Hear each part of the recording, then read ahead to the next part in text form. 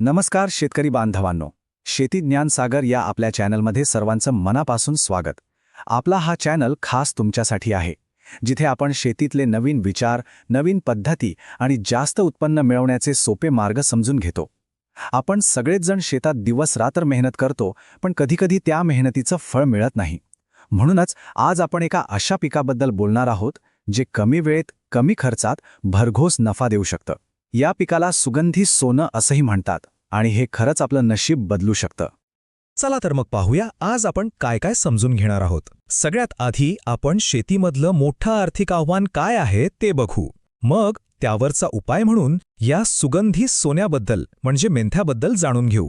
त्यानंतर लागवड कशी करायची, पिकाची काळजी कशी घ्यायची, त्यातून तेल कसं काढायचं आणि सगळ्यात महत्त्वाचं म्हणजे यातून पैसा किती मिळणार हे सगळं आपण टप्प्याटप्प्याने पाहणार आहोत.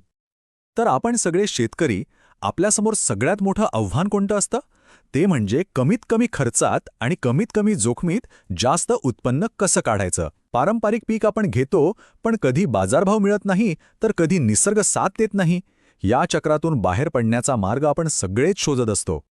मग प्रश्न हाच पडतो की यावर उपाय काय? असं कोणतं पीक आहे जे कमी वेळात तयार होईल, ज्याला खर्च पण कमी लागेल आणि ज्यातून 4 पैसे जास्त मिळतील?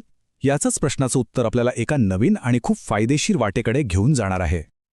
आणि मित्रांनो, या प्रश्नाचं उत्तर आहे एका सुगंधी वनस्पतीमध्ये. या वनस्पतीचं नाव आहे मेंथा. काही जण याला पुदिना म्हणतात, पण हे साधंसुधं पीक नाहीये. हे आहे सुगंधी सोनं, जे बाजारात विकून आपण चांगला नफा कमवू शकतो. तर मग हा मेंथा म्हणजे नक्की काय आहे? हा काही आपण चटणीत किंवा चहात वापरतो तो पुदिना नाही.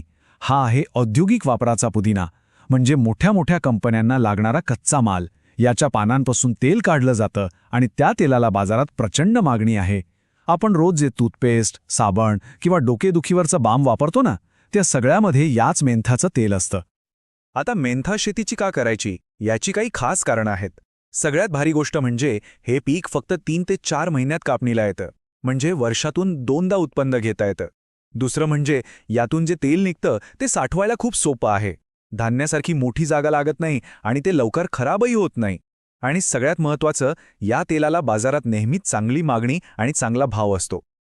बरं, आता जर हे पीक घ्यायचं ठरवलं तर सुरुवात कुठून आणि कशी करायची? बघा, कोणत्याही पिकाच्या यशाचा पाया हा जमिनीच्या तयारीत असतो. आपली जमीन जेवढी चांगली तयार होईल, पिकाची वाढ तेवढीच चांगली होणार आणि तेलाचं उत्पन्नही जास्त मिळणार. कोणतंही पीक लावण्याआधी जमीन आणि हवामान कसं लागतं हे पाहणं खूप गरजेचं आहे. मेंथासाठी 2 गोष्टी खूप महत्त्वाच्या आहेत. एक म्हणजे भरपूर सूर्यप्रकाश आणि दुसरं म्हणजे पाण्याचा निचरा होणारी जमीन. म्हणजे अशी जमीन जिथे पाणी साचून राहत नाही. पाणी साचलं तर मुळं सडू शकतात. जमिनीच्या तयारीचे हे 4 टप्पे खूप महत्त्वाचे आहेत. खोल नांगरट केल्यामुळे काय होतं, तर मुळांना खोलवर पसरायला जागा मिळते. त्यानंतर कुळवणी करून माती भुसभुशीत करायची. आणि सगळ्यात महत्त्वाचं, शेतातलं सगळं तण काढून टाकायचं, कारण तण म्हणजे आपल्या पिकाच्या वाटणीचं अन्न खाणारे चोर आहेत. ते काढून टाकले तरच आपल्या पिकाला पूर्ण पोषण मिळेल. आता यातली एक गमतीची गोष्ट सांगतो. मेंथ्याची लागवड बियांपासून होत नाही. मग ती कशी होते? तर ती त्याच्या मुळांपासून होते. या मुळांच्या तुकड्यांना रायझोम म्हणतात. आता हा रायझोम शब्द अवघड वाटेल, पण गोष्ट अगदी सोपी आहे. जसं आपण अद्रक किंवा हळद लावताना त्यांचे तुकडे करून लावतो ना, अगदी तसंच मेंथ्याच्या मुळांचे तुकडे लावले जातात. लागवड करताना 2 ओळींमध्ये आणि 2 रोपांमध्ये योग्य अंतर ठेवणं खूप गरजेचं आहे. यामुळे काय होतं, तर प्रत्येक रोपाला वाढायला मोकळी जागा मिळते, हवा खेळती राहते, सूर्यप्रकाश मुळांपर्यंत पोचतो आणि झाड एकदम जोमानं वाढतं. झाड जेवढं निरोगी तेवढं तेल जास्त. चला, लागवड तर झाली, पण इथं आपलं काम संपत नाही. उलट खरं काम तर आता सुरू होतं. पुढचे 3 महिने आपल्याला पिकाचं संगोपन करायचंय. जसं आपण लहान बाळाची काळजी घेतो, अगदी तशीच या पिकाची काळजी घ्यावी लागते. पिकाची काळजी घेताना 4 गोष्टींकडे लक्ष द्यायचं. पहिलं, नियमित पाणी द्यायचं, पण पाणी साचू द्यायचं नाही. ठिबक सिंचन असेल तर उत्तमच. दुसरं, वेळेवर खत द्यायचं. तिसरं आणि सर्वात महत्त्वाचं म्हणजे पिकावर सतत लक्ष ठेवायचं. एखादी कीड किंवा रोग दिसतोय का हे पाहायचं. आणि चौथं म्हणजे जर काही अडचण दिसली तर लगेच त्यावर उपाय करायचा, वाट बघायची नाही. आणि मग तो क्षण येतो ज्याची आपण इतके दिवस वाट पाहत होतो. मेहनतीचं फळ मिळण्याचा क्षण, म्हणजेच कापणीचा. आता आपण पाहूया की या हिरव्या पानांपासून द्रवरूप सोनं म्हणजे तेल कसं बनतं. या पिकाची सगळ्यात मोठी खासियत हीच आहे, फक्त 90 ते 100 दिवसात म्हणजे साधारण 3 महिन्यात पीक कापणीसाठी तयार होतं. जिथे इतर पिकांना 6-6 महिने लागतात, तिथे हे पीक आपल्याला लवकर पैसे मिळवून देतं. कापणी कधी आणि कशी करायची हे खूप महत्वाचं आहे. झाडांना फुलं यायच्या आधी कापणी केली तर तेलाचं प्रमाण जास्त मिळतं आणि कापणी शक्यतो सकाळी करावी. कापणी झाल्यावर पानं वाळून डिस्टिलेशन प्लांटमध्ये पाठवली जातात.